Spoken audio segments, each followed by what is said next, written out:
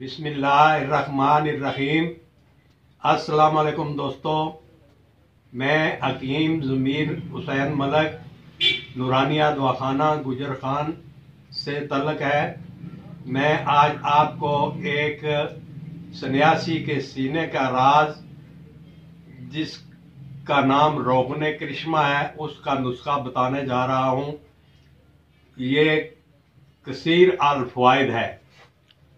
नुस्खा ये है: तिलों का तेल 1 पाव, कनीर सफ़ेद की जड़ का छिलका 2 तोला, गंधक आंवला सार 1 तोला।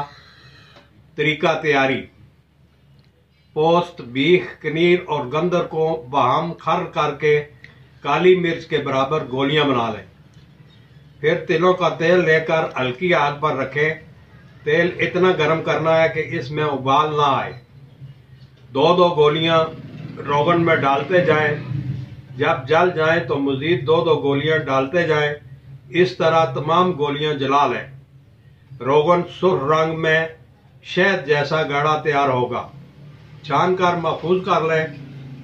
इसका तरीका इस्तेमाल ये है: 1 से 2 कतरे बतौर खुराकी नीम गर्म दूध के साथ रोजाना दें।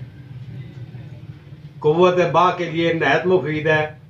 उज़वी नकाइस के लिए 2 कतरे बतौर तिला मालिश करते रहें। यह रोगन बवासीर, बगंदर, दाद और चंबल के लिए भी नहायत मुफीद है।